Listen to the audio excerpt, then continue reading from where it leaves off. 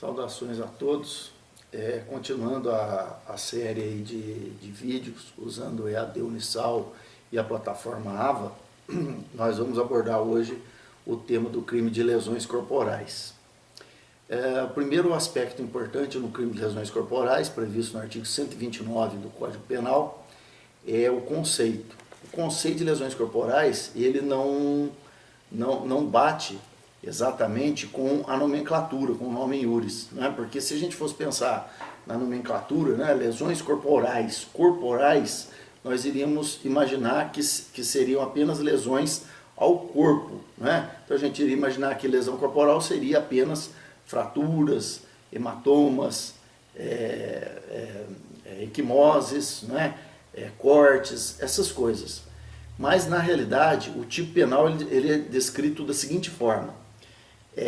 Artigo 129 do Código Penal: ofender a integridade corporal ou a saúde de outrem.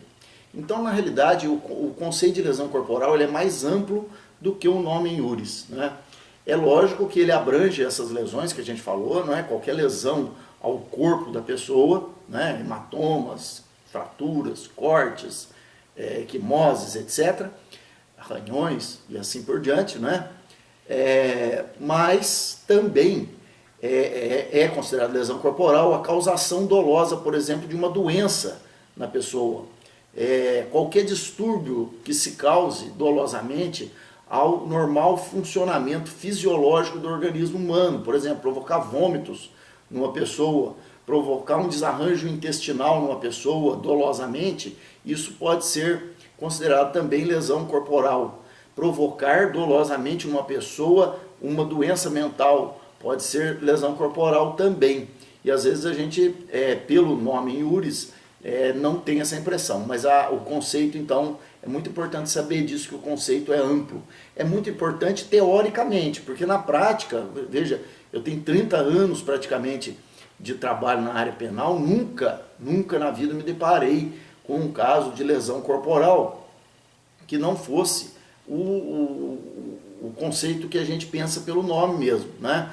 Essas lesões, hematomas, cortes, etc. Mas, teoricamente, é possível que você considere como lesão corporal um desarranjo, por exemplo, fisiológico causado numa pessoa, uma doença, etc., né? O segundo ponto importante é que a lesão corporal ela é um crime comum, né? A lesão corporal é um crime comum, pode ser praticado por qualquer pessoa, e o sujeito passivo da lesão corporal também pode ser qualquer pessoa, né? A lesão corporal ela tem várias espécies, né? Então a gente tem as lesões corporais, elas são classificadas basicamente pelo grau da lesão. A lesão corporal leve, a lesão corporal grave e as lesões corporais gravíssimas.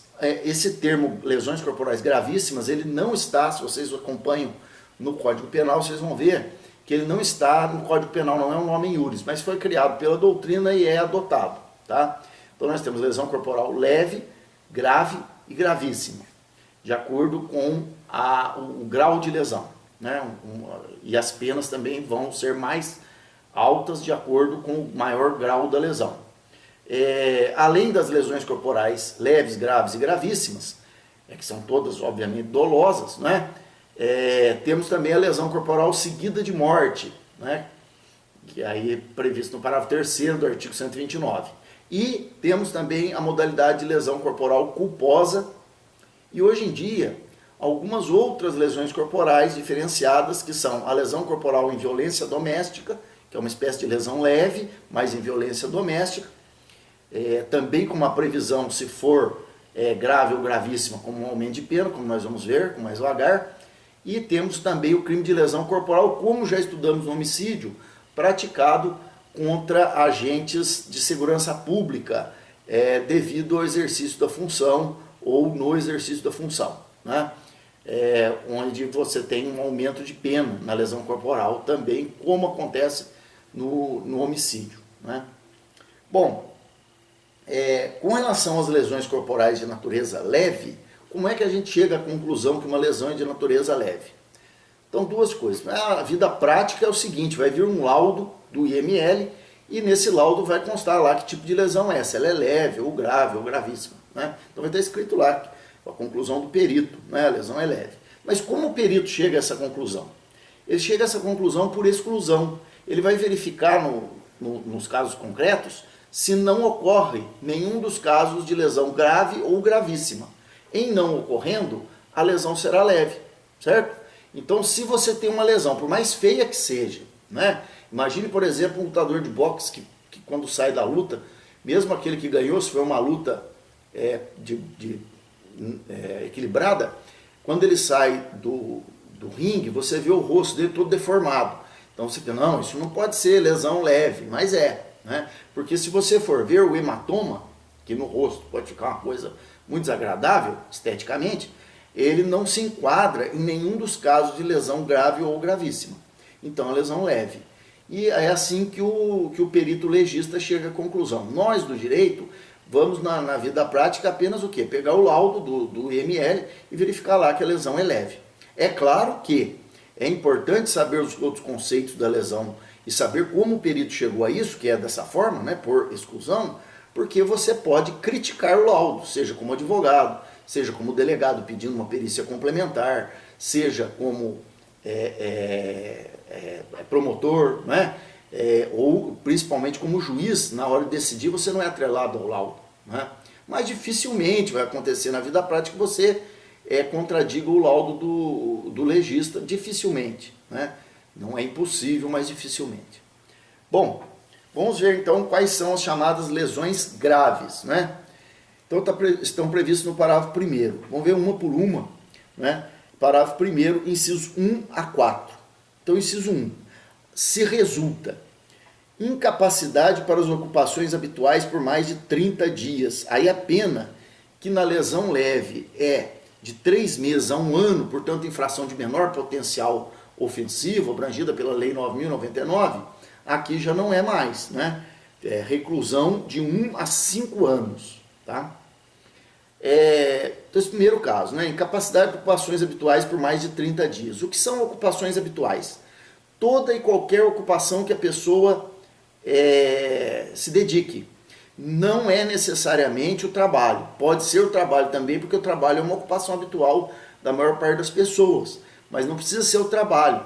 Uma criança pode sofrer uma lesão dessa, sendo que ela não trabalha, obviamente. E ela fica impossibilitada, por exemplo, simplesmente de brincar. Uma pessoa que pratica um esporte, fica impossibilitada de praticar esse esporte por mais de 30 dias, todas essas situações, né? Um aposentado que não esteja trabalhando e que fique impossibilitado de ir na pracinha e conversar com os amigos, é normal, certo? Então toda lesão que incapacite a pessoa por mais de 30 dias para as ocupações habituais dela, sejam quais forem essas ocupações, ela configurará o inciso 1, né? E levará a pena maior, é uma lesão qualificada. Existe uma discussão na doutrina se as ocupações habituais do indivíduo forem ilícitas ou imorais, se qualifica, né? Então, a doutrina diz o seguinte unanimemente: se a ocupação for ilícita, não se configura a incapacitação, ainda que a pessoa fique incapacitada por mais de 30 dias. Por quê? Qual o motivo disso? Porque o direito não pode proteger ou tutelar a ilegalidade. Se a ocupação for imoral apenas, a maior parte da doutrina entende que configura o inciso 1, né, do parágrafo 1º. Porque a imoralidade, embora possa ser condenável sob o ponto de vista ético, moral, ela não é ilegal, ela não é proibida, né, legalmente. Então a pessoa tem direito de praticar o ato imoral. Tem um autor que entende que não, mesmo a atividade imoral, não mereceria a guarida do direito, que é o José Frederico Marques, mas é um entendimento isolado doutrinariamente, tá? É claro que esse exemplo, essa questão, é uma questão totalmente acadêmica e doutrinária, não tem nada a ver com a prática, porque vocês pensem bem o seguinte: se a gente pegar o exemplo de uma atividade ilícita depois de uma atividade moral. Eu sou traficante de drogas e fico impossibilitado de traficar droga por mais de 30 dias. Tudo bem. A ideia é que eu fique impossibilitado somente dessa atividade, e aí por isso eu não aplicaria a qualificadora. Mas acontece que normalmente eu vou ficar impossibilitado de outras atividades. Por exemplo, eu estou acostumado a andar, fazer caminhadas, eu não vou conseguir, porque se eu não consigo nem sequer entregar uma droga para uma pessoa pegar um dinheiro e dar um troco, então eu não consigo talvez me movimentar ou mexer meu braço e etc. Né? Então são exemplos assim acadêmicos, mas que são indagados às vezes em concurso, em prova, etc. Né? A mesma coisa acontece com a atividade moral. Digamos que uma pessoa seja dada à prostituição. Se ela não tiver condições de manter relações sexuais com seus clientes no trabalho, né, na prostituição, trabalho entre aspas, logicamente que ela não vai ter condições também de manter as mesmas relações sexuais com um namorado, uma namorada, etc. Que aí não terão nada de imorais, ou com o marido, porque não é porque a pessoa é prostituta que ela não pode ser casada. Então, essas questões que são postas pela doutrina, elas são muito acadêmicas. Quer dizer, na vida prática, a pessoa vai ficar impossibilitada para todo tipo de atividade. Né? Mas quando se faz essa pergunta, normalmente se fala, acaso a pessoa fique impossibilitada apenas para uma atividade imoral ou apenas para uma atividade ilícita ou ilegal? Então, ilegal, não. Imoral, tem a tutela. Segundo o entendimento predominante, menos Frederico Marx. Né? Essa incapacitação ela tem que ser objetiva, ou seja, a pessoa tem que ficar incapacitada para as ocupações realmente fisicamente, ou até psiquicamente, mas por uma doença mental efetiva, objetiva. Né? Não, por exemplo, por vergonha. Então alguém, por exemplo, dá uma surra numa pessoa, todo mundo vê e causa pequenos hematomas apenas. A pessoa no outro dia poderia voltar às suas atividades habituais. Mas porque ela fica com vergonha, ela fica mais de 30 dias trancada dentro de casa. Não é doença mental, não é nada. Isso não configura lesão grave, né? Porque é apenas subjetivo. Então, ela é avaliada objetivamente. Né? Todo caso de lesão corporal de natureza grave por incapacitação por mais de 30 dias tem que necessariamente ser submetido a um primeiro exame e depois, 30 dias depois, no 31º dia. Por que no 31º dia?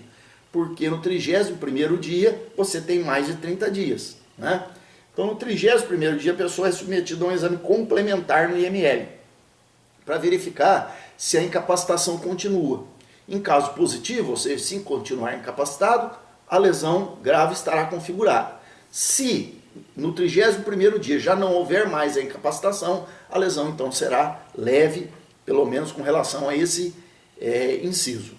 Tá bom? E essa conduta ela pode ser praticada, seja dolosamente, seja preter-dolosamente. Exemplo, o sujeito quebra o braço de uma pessoa, planejando quebrar o braço da pessoa. Normalmente essas fraturas de ossos longos ocasionam incapacitação por mais de 30 dias para as ocupações habituais.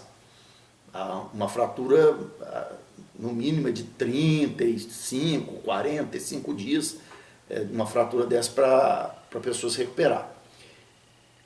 O sujeito planejou quebrar o braço, então fez isso dolosamente, configura o inciso 1 do parágrafo 1º do artigo 129 normalmente.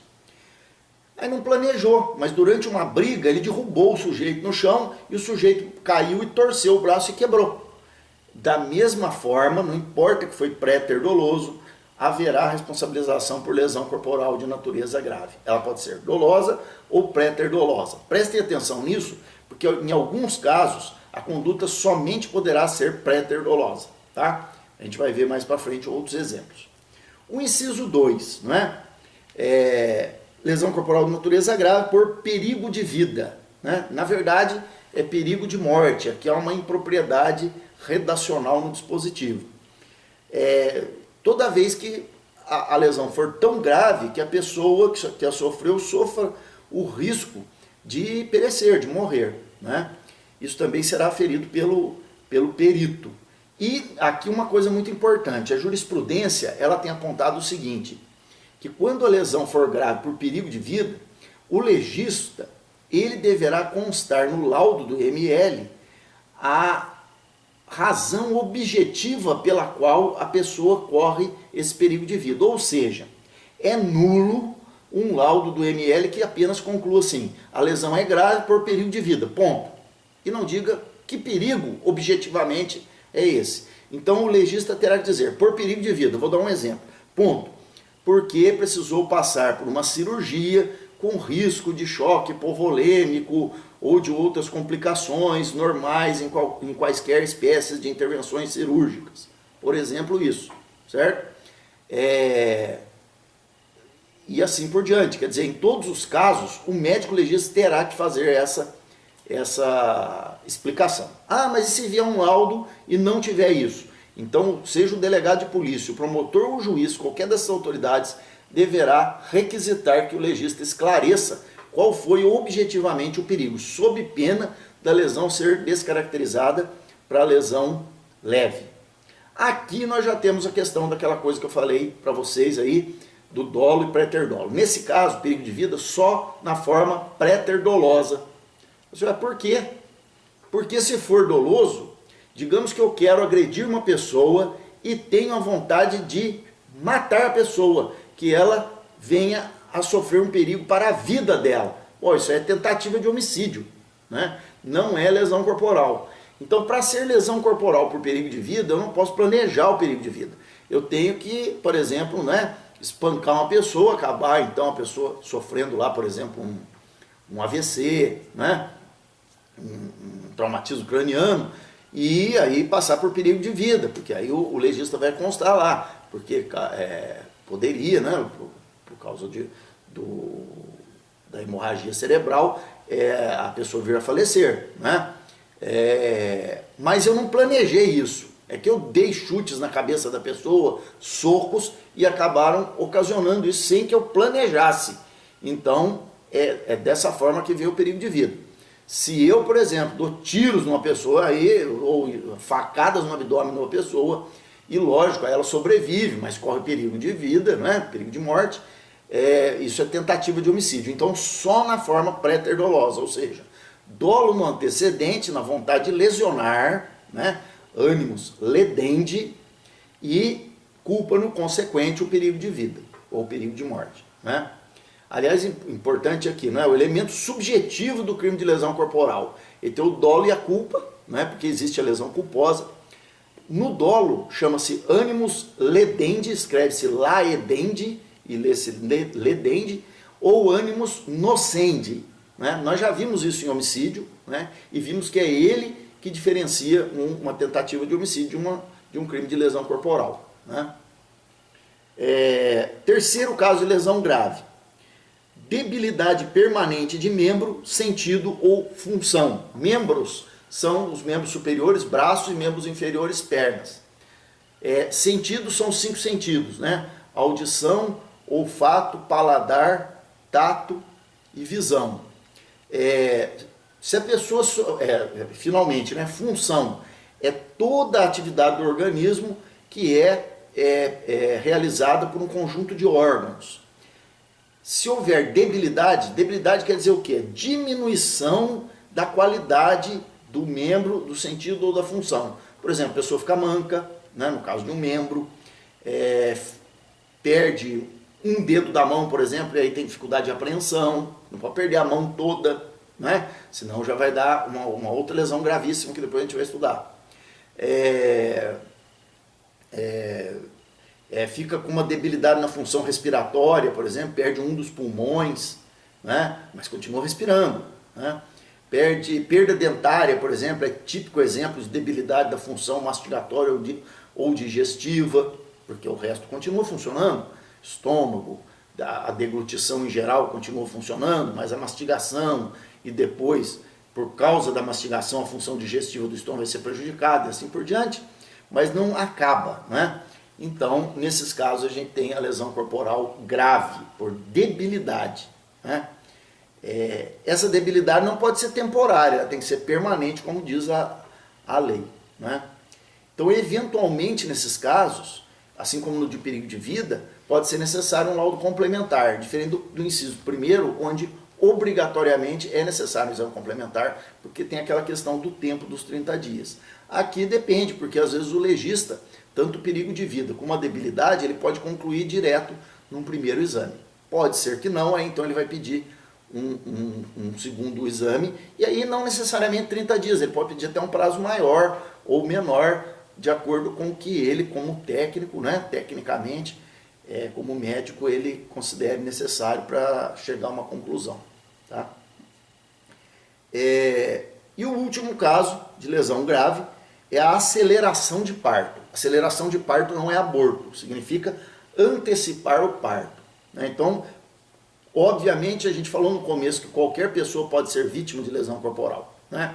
Isso, em regra, é válido. Mas aqui não. Na aceleração de parto, obviamente, só pode ser vítima uma mulher. Né? E não é qualquer mulher, é uma mulher grávida. Né? Na aceleração de parto, o que vai acontecer é que você vai agredir uma mulher grávida e ela vai dar à luz antes da hora. Não vai sofrer aborto. Aborto será uma lesão gravíssima, como nós vamos ver logo em seguida. Essa aceleração de parto pode ser dolosa ou pré-ter-dolosa, tá? A pessoa pode planejar causar isso numa mulher ou acontecer por causa de uma agressão sem que houvesse planejamento, tá? Por que pode nesse caso? Porque não é aborto. Depois nós vamos ver na lesão gravíssima aborto que ela só pode ser pré-ter-dolosa, porque senão configura crime de aborto, tá? No parágrafo 2º vem as lesões gravíssimas. Como eu disse, não tem a nomenclatura, mas é usado, né, comumente. Então, o primeiro caso de lesão gravíssima, onde a pena agora é maior ainda, é de reclusão de 2 a 8 anos. Se resulta incapacidade permanente para o trabalho, né? Então a pessoa fica totalmente incapaz para o trabalho. Agora, diferentemente do inciso 1 anterior, é só o trabalho, né? Nesse caso aqui, esse trabalho ele tem que ser, segundo a doutrina, um trabalho genérico. Quer dizer, você tem que ficar incapacitado para qualquer tipo de trabalho e não para o trabalho que você fazia. Exemplificando, digamos que um sujeito ele seja desenhista e a pessoa quebra as mãos dele e por mais que se recupere, ele não vai poder ter aquele traço fino que o desenhista precisa ter. Mas ele pode trabalhar de várias formas, como comerciante, ele pode até lecionar desenho para as pessoas, embora ele não possa fazer na prática, mas ele pode dar aulas teóricas da arte, história da arte, etc., essas coisas. Então ele pode praticar uma série de profissões, menos a de desenhista. Serve para configurar esse inciso? Não. Pode configurar alguma lesão grave, porque certamente, né, vai ficar incapacitado para ocupações por mais de 30 dias, outras coisas, mas não essa lesão. Essa lesão só mesmo se a pessoa ficar incapacitada para qualquer tipo de trabalho. Então vão ser lesões assim, muito graves mesmo, né? Como, por exemplo, lesões na cabeça, que levem a pessoa a ficar totalmente desorientada pelo resto da vida, sem ter capacidade de exercer nenhuma espécie de atividade laborativa, nenhum trabalho. Lesões que deixam a pessoa tetraplégica, porque mesmo paraplégica, o sujeito pode exercer alguma outra atividade, né? Às vezes o sujeito, por exemplo, é um atleta, fica paraplégico, claro que não vai poder continuar sendo atleta, mas ele poderá ser um bancário, por exemplo, né? Então, segundo a doutrina, embora pareça extremamente inadequado isso daí, mas é a interpretação, né? Tem que ser a incapacidade para qualquer trabalho, tá? Essa incapacidade para o trabalho também é uma outra coisa que é surpreendente, né? Mas é também pacífico. Ela não pode ter por sujeitos passivos pessoas que não sejam da população economicamente ativa, ou seja, crianças e aposentados. Esses não podem ser vítimas desse tipo de lesão, o que é um absurdo, mas é um entendimento, não é nem predominante, é um entendimento tanto doutrinário como jurisprudencial absolutamente unânime, né? É um absurdo porque, lógico, uma criança ela não trabalha agora, mas futuramente iria trabalhar, né? O aposentado no Brasil muitas vezes trabalha, né? Mas, de qualquer forma, esse é o entendimento. As pessoas da população economicamente não ativa não podem ser sujeitos passivos desse tipo de lesão gravíssima. Logicamente que, se for uma lesão tão grave assim, lógico que você vai conseguir enquadrar em outros incisos. E por isso o problema não tem tanta importância prática, né? Bom, inciso 2, enfermidade incurável. Então, o que é uma enfermidade incurável? Uma doença para a qual, no momento do exame da vítima, a medicina não tem nenhuma cura ou tratamento que leve à cura, né? Mas e se a doença for controlável? É exatamente isso. Então você causa AIDS, você causa diabetes numa pessoa devido a uma agressão ou porque você transmite um vírus dolosamente para a pessoa. Então é enfermidade incurável, certo? Essa incapacidade para o trabalho ou a enfermidade incurável também podem ser praticados dolosa ou preter-dolosamente. Tá? O inciso 3, perda ou inutilização de membro, sentido ou função. É a mesma coisa do inciso 3 anterior, só que agora é a perda ou inutilização. Não é a mera debilidade, vai perder de uma vez. Então, por exemplo, no caso do membro, corta o braço inteiro de uma pessoa fora, ou inutiliza, por exemplo, corta a mão ou vários dedos de tal forma que o sujeito não tenha como fazer apreensão. Eu perco os 4 dedos da mão, não tenho como apreender mais coisas com essa mão. E a principal função da mão humana é apreender coisas, não é? Então, se acontecer isso, perda ou inutilização de membro, sentido ou função, você tem uma lesão gravíssima e não grave. No caso de órgãos duplos, por exemplo, a visão, são 2 olhos, né? Pelo menos em regra. Tem gente que só tem um olho, o outro já é cego, né? Nesse caso não. Mas a pessoa que tenha 2 olhos, se você furar um olho da pessoa, vai dar lesão grave. Debilidade permanente de função, no caso a visão. Né? De função, de sentido, no caso a visão. Mas não perda, porque dá a impressão que é perda, porque, e normalmente em questões o pessoal coloca assim, ficou completamente cego do olho esquerdo. Esse completamente é para te pegar, é para te passar uma ideia de que a pessoa está completamente cega, mas é lógico que ela não está. Ela tem 2 olhos. A mesma coisa acontece com os ouvidos, no caso do sentido da audição. Quanto aos membros, a perda de um dos membros ou a inutilização de um deles já configura a lesão gravíssima. Beleza?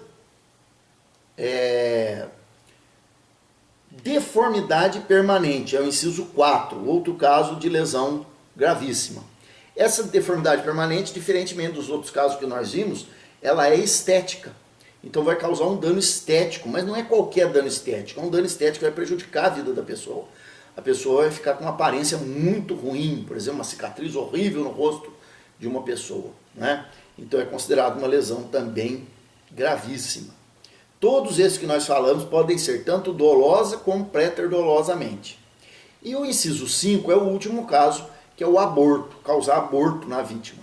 De novo, a vítima, obviamente, só pode ser uma mulher e uma mulher grávida. Mas nesse caso aqui, nós temos que ver que a conduta só pode ser preter-dolosa. Por quê? Porque se o sujeito agir atacando uma mulher grávida, pretendendo causar aborto nessa mulher, na gravação anterior nós já vimos. Isso caracterizará o artigo 125 do Código Penal, que é o aborto sem o consentimento da gestante, o crime mais grave de aborto. Porque ele tem o dolo de provocar o aborto. Então não pode ser.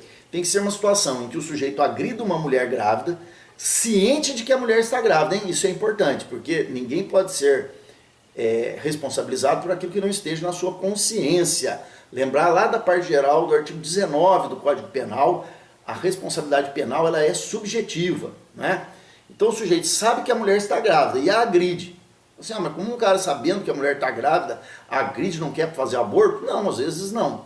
Isso terá que ser analisado em cada caso concreto. Se o sujeito agredir a mulher não pretendendo praticar o aborto, claramente isso, né? Mas aconteceu o aborto, então a situação preter-dolosa, ele tem o dolo no ânimos ledende, mas não no aborto, né? Aí então nós temos a lesão gravíssima, que é o aborto, né?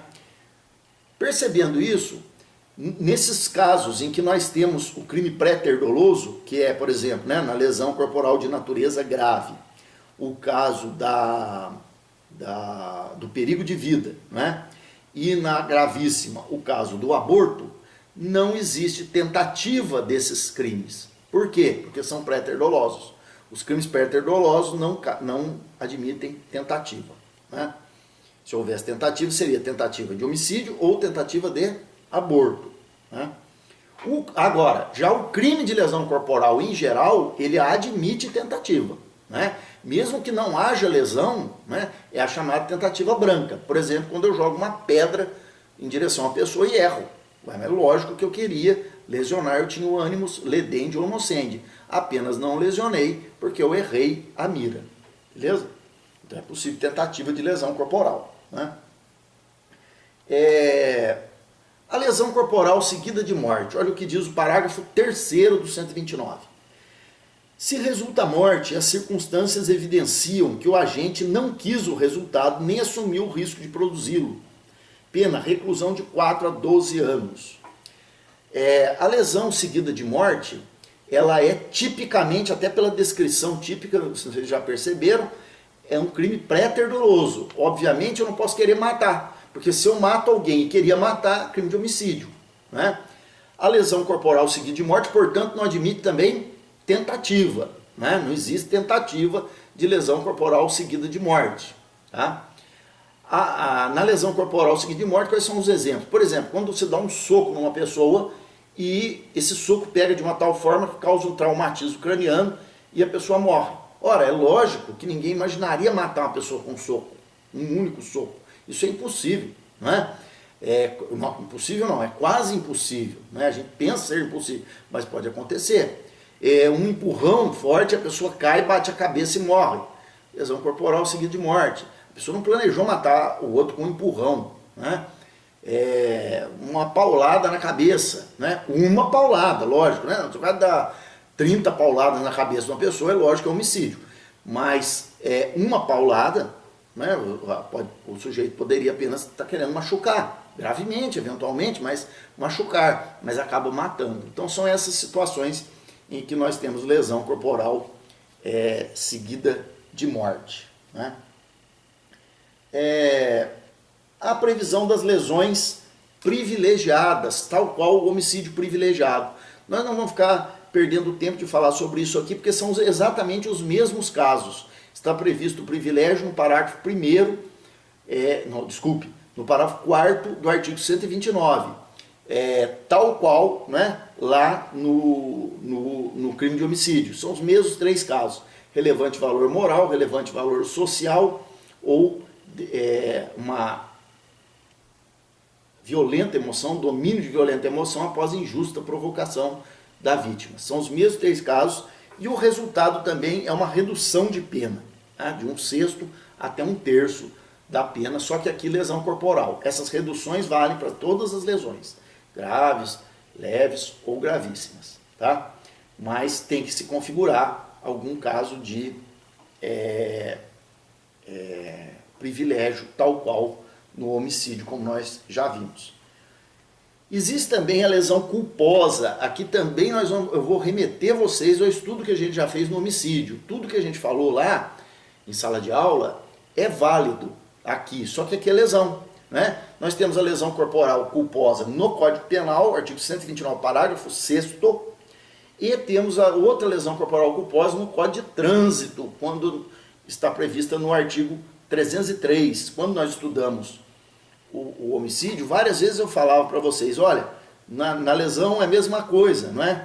Eu falava várias vezes. Então, por isso, nós vamos aqui apenas fazer esse lembrete, né, que existe a figura da lesão culposa, né, onde o sujeito age com negligência, imprudência ou imperícia, e aquela diferenciação, às vezes é do Código Penal, às vezes é do Trânsito, porque será do Código Penal de maneira residual e do Trânsito de maneira especial somente quando o autor da lesão corporal estiver na direção de veículo automotor.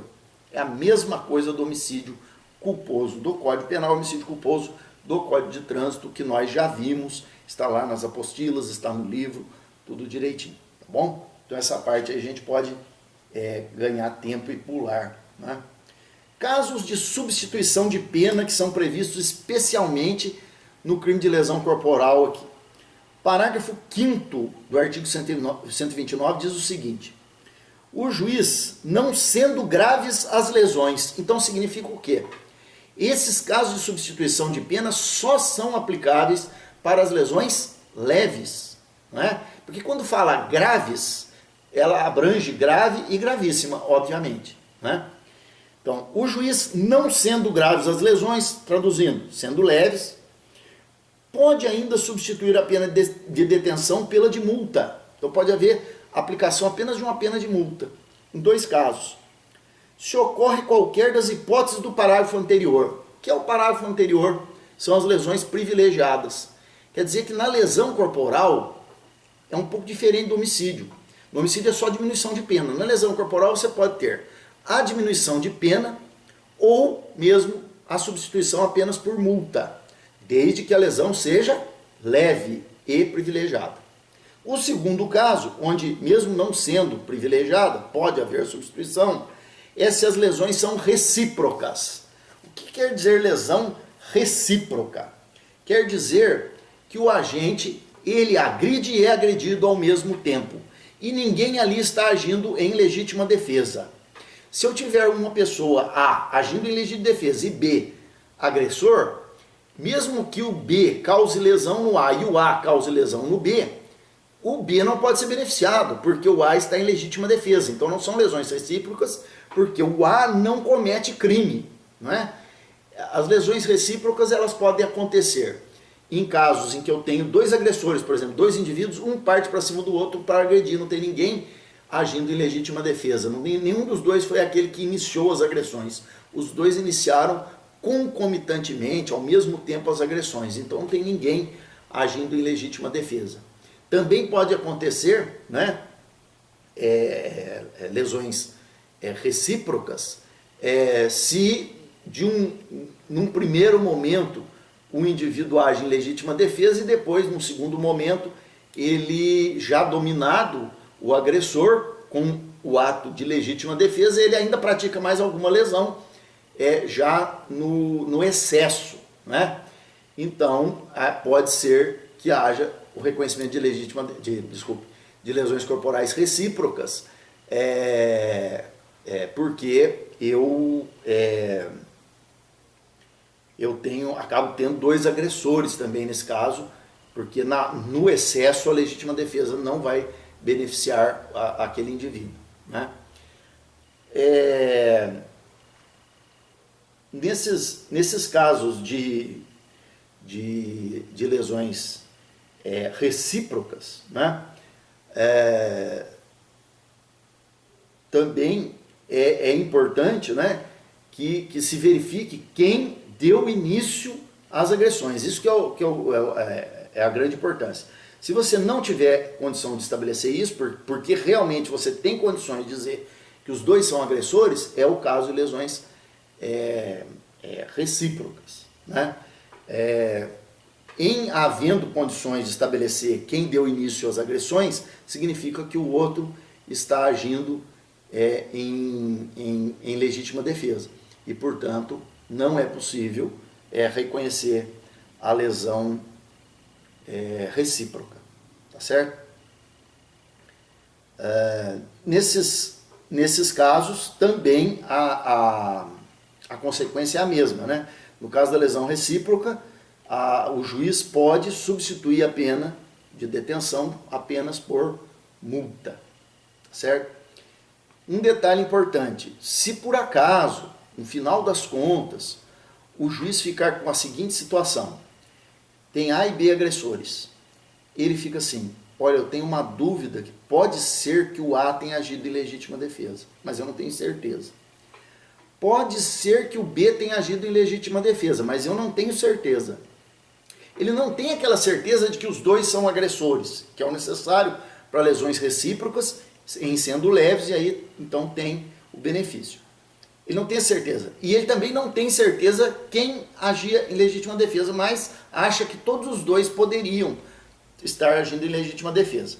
Então, nesse caso, não é o caso de aplicar o benefício, condenar os dois indivíduos e aplicar o benefício da substituição de pena, e sim de absolver os dois, porque indúbio pro réu. Quer dizer, se eu sou juiz e fico no final do processo com essa dúvida na cabeça, é isso a que o processo me conduz, né? Eu fico em dúvida se eu tenho dois indivíduos agindo em legítima defesa, então eu tenho que absolver os dois indivíduos, não condenar e substituir a pena. Tá bom? Isso é uma coisa bastante importante, né? Parágrafo 7º, ele prevê aumentos de pena de 1/3 se ocorrer qualquer das hipóteses dos parágrafos 4º e 6º do artigo 121. Então são as mesmas causas de aumento de pena, aqui também a gente não vai perder tempo, né? São as mesmas causas de aumento de pena que são previstas para os crimes de homicídio, são previstas para o crime de lesão corporal, né?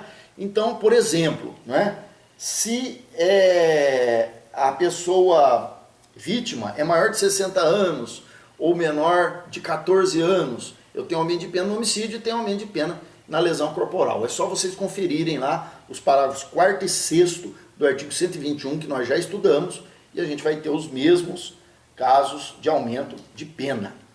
Mesma coisa acontece no parágrafo 8º. Aplica-se a lesão culposa o disposto no parágrafo 5º do artigo 121. Que é isso?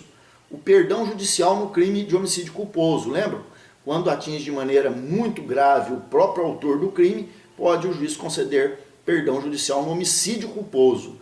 E aí, então, ele pode também, na lesão corporal culposa, atenção nisso, né? Não na dolosa, assim como no homicídio doloso também não pode, na lesão corporal culposa, ele pode aplicar o perdão judicial. Mesma questão lá do homicídio culposo que nós estudamos, apenas recordando, né? A lesão culposa do trânsito, cabe perdão judicial?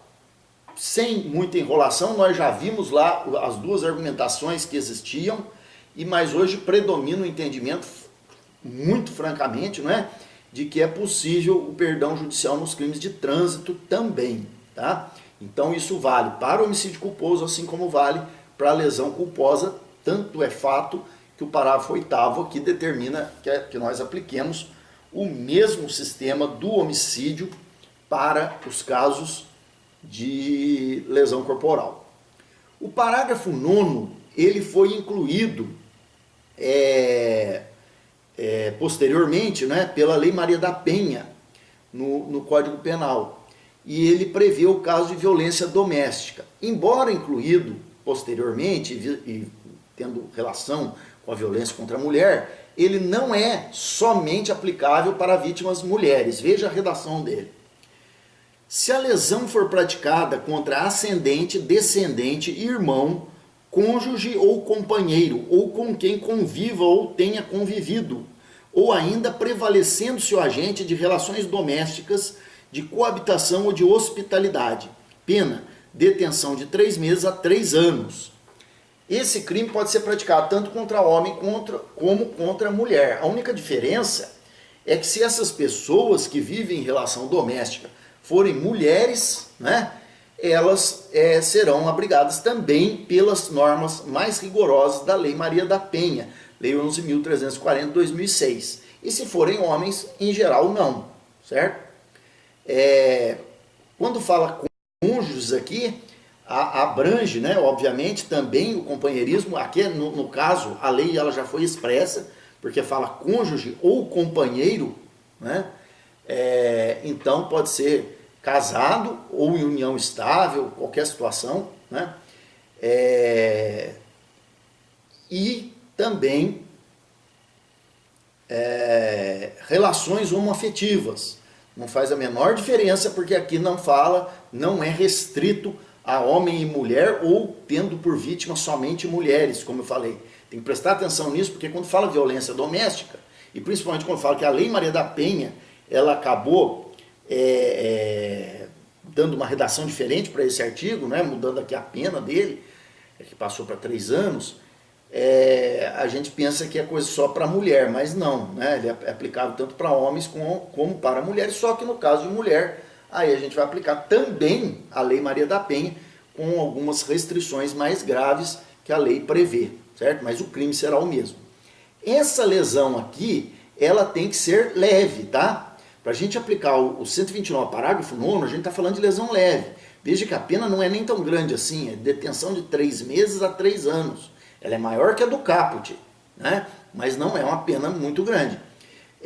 Então tem que ser lesão leve aqui. É um crime qualificado pela violência doméstica, mas lesão leve. Ah, mas e se for grave?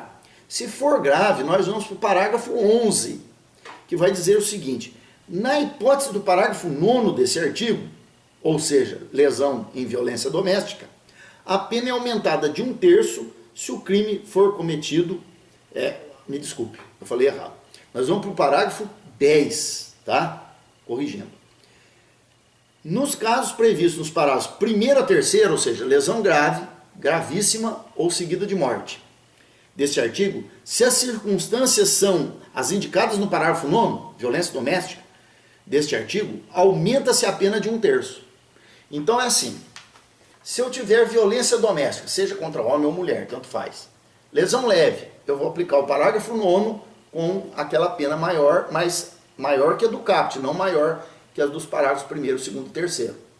Se eu tiver lesões graves, gravíssimas ou seguidas de morte em violência doméstica, ora, seria muito injusto que a gente aplicasse só 3 meses a 3 anos, não é verdade? Então eu vou aplicar as penas normais do parágrafo 1º, 2º ou 3º com um aumento de pena por força dos parágrafos 9º e 10º.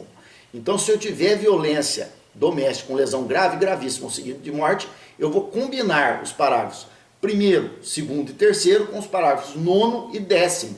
E aí virá um aumento de pena na pena dos parágrafos 1º, 2º ou 3º. Não nessa peninha maior do que a do caput, mas não tão grande do parágrafo 9º. Essa pena menor para lesões leves. Beleza? No parágrafo 11, que aquela hora eu falei por engano meu, né? Ela fala do caso de uma pessoa ser vítima de violência doméstica e ser deficiente. Então diz assim, na hipótese do parágrafo 9º deste artigo, a pena será aumentada de 1/3 se o crime for cometido contra pessoa portadora de deficiência. Então aquela pena de 3 meses a 3 anos, se eu praticar lesão leve contra uma pessoa deficiente em situação de violência doméstica, tem um aumento de pena em cima dessa pena de 3 meses a 3 anos. Ah, mas e se for lesão grave contra um deficiente? Eu não tenho esse aumento de pena, eu tenho o aumento de pena do parágrafo 10, né, com a pena já maior dos parágrafos 1º, 2º ou 3º. Tá? Então esse aumento de pena do parágrafo 11 é outra coisa importante de prestar atenção. O aumento de pena do parágrafo 11, pela pessoa ser deficiente, ele só é aplicável à pena do parágrafo 9º, caso de lesão leve. No caso de lesão grave, gravíssima ou seguida de morte, nós aplicamos o aumento do parágrafo 10, seja para a pessoa deficiente ou não, sobre as penas maiores dos parágrafos 1º, 2º e 3º do artigo 129. Tá bom? Sempre frisando, a violência doméstica não é só contra a mulher, pode ser qualquer pessoa. Ou seja, por exemplo, exemplificando isso para ficar mais claro, se um indivíduo agride a avó dele em casa, você vai aplicar, causou lesões leves, o parágrafo 9º, né? E não o 129 caput. E a Lei Maria da Penha, com lá as suas condições mais gravosas lá que ela prevê para o agente. Agora, e se agredir o avô que mora com ele? Mesma coisa, você vai aplicar o parágrafo 9º do mesmo jeito. Só não vai aplicar a Lei Maria da Penha, porque ele é homem, né? Tranquilo, pessoal? É isso que acontece, tá?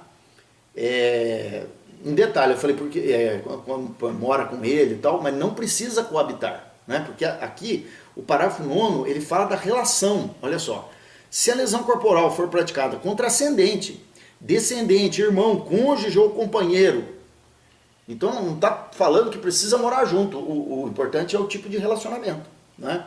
Depois ele fala, ou com quem conviva ou tenha convivido, né?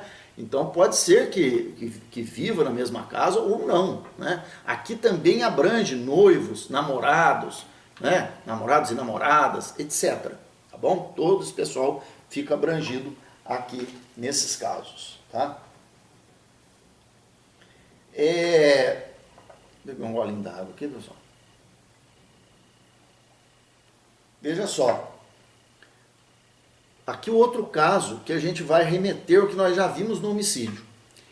Se nós tivermos lesões corporais praticadas contra agentes de segurança, é previsto um aumento de pena que foi acrescentado pela mesma lei que acrescentou esse aumento de pena no homicídio. Está no parágrafo 12, que não existia originalmente no crime de lesão corporal. Diz assim, se a lesão for praticada contra a autoridade ou agente descrito nos artigos 142 e 144 da Constituição Federal, que são as Forças Armadas, 142, 144, as Forças de Segurança Pública. Integrantes do sistema prisional, os agentes penitenciários, diretores, etc. E a Força Nacional de Segurança Pública, no exercício da função em decorrência dela, ou contra seu cônjuge, companheiro ou parente consanguíneo, até o 3º grau, em razão dessa condição, a pena é aumentada de 1 a 2/3. Veja, esse aumento aqui vale os mesmos comentários que a gente fez para o homicídio, é idêntico, só que aqui é o caso de praticar lesões. Eu me lembro quando a gente falou do homicídio, eu já falava para vocês que também na lesão existe essa previsão de aumento, né? Uma coisa importante e interessante, o crime de lesões corporais, até então, até essa lei que acrescentou esse dispositivo aqui, esse parágrafo 12, a lei 13.142/2015, não existia nenhuma modalidade de lesão corporal hedionda. Com essa lei, ela fez com que existisse. Então hoje nós temos um tipo de lesão corporal que é crime hediondo, previsto no artigo 1º, inciso 1A da Lei dos Crimes Hediondos, que é a Lei 8.072/90. Que caso é? Exatamente o caso de lesões corporais praticadas contra agentes de segurança pública, para resumir, né? Esses que a gente leu aqui, tá? Qualquer lesão? Não. Somente se a lesão for gravíssima ou seguida de morte. Então, lesões corporais gravíssimas ou seguidas de morte, praticadas contra agentes de segurança pública ou seus parentes, em razão da função no exercício dela, é crime hediondo hoje. Artigo 1º, inciso 1A da Lei dos Crimes Hediondos, acrescentado pela Lei 13.142/15, tá bom? Então esse é o único caso de lesão corporal hedionda, tá certo? É o único caso. Então as lesões têm que ser gravíssimas ou seguidas de morte, mesmo que seja contra agente de segurança. Se for uma lesão grave ou lesão leve, não é hediondo. Tem o aumento de pena. O aumento de pena é para qualquer lesão, mas hediondos somente se for gravíssima, parágrafo 2º, né? Ou seguida de morte, parágrafo 3º, tá bom? Ação penal nas lesões corporais. Aí a gente tem assim, uma regra, né?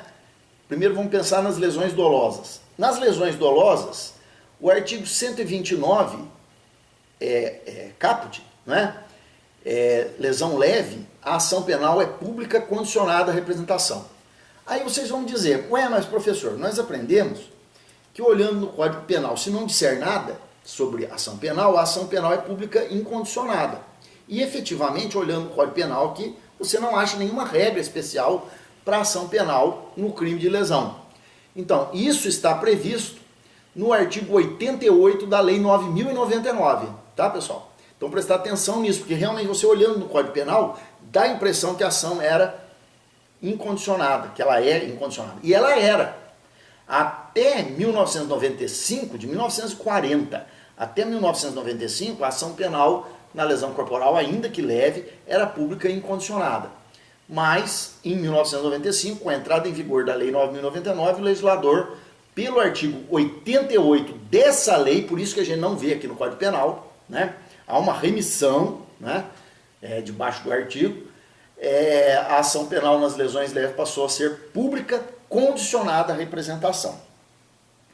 No caso de lesões corporais de violência doméstica praticada contra mulher, você vai aplicar o 129, parágrafo 9º, e a ação será, ainda que a lesão seja leve, pública incondicionada. Você vai, mas por quê? Porque a Lei 9.099, embora preveja no artigo 88 que as lesões leves serão públicas condicionadas, né? Mas ela prevê no artigo 41 que não pode aplicar dispositivos da Lei 9.099 em casos de violência doméstica contra a mulher. Então o que acontece?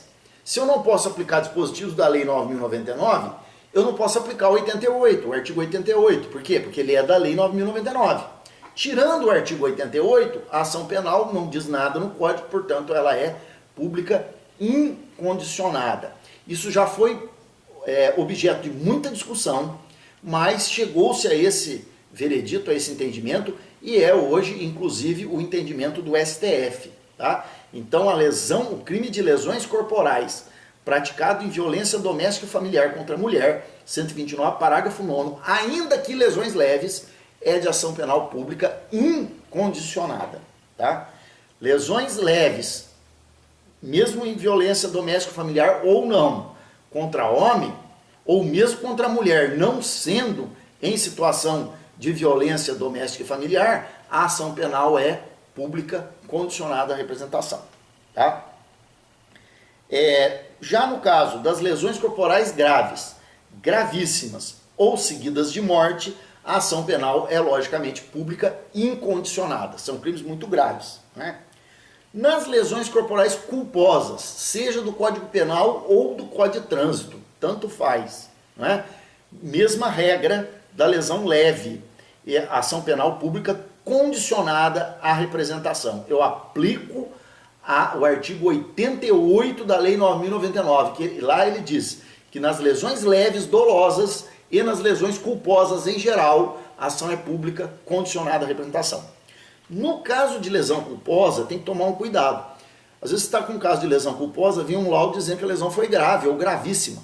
Né? Seguida de morte nunca, não existe, prestem bem atenção nisso que eu vou falar. Não existe isso aqui, ó, lesão corporal culposa seguida de morte. Isso não existe. Se a gente tiver uma lesão corporal culposa e depois a pessoa morrer mais tarde, o que era uma lesão culposa se transforma imediatamente em homicídio culposo. O crime culposo se regula pelo resultado, tá? Lesão corporal seguida de morte só préter-dolosa, não existe culposa, tá bom? Então a lesão corporal culposa, ela pode ser leve, grave, gravíssima, qualquer coisa, ela sempre será a mesma coisa, 129, parágrafo 6º ou 303 do Código de Trânsito. Não existe gradação na lesão culposa. Portanto, na lesão culposa, não importa se ela é leve, grave ou gravíssima. O crime é de ação penal pública condicionada à representação do ofendido. Tá?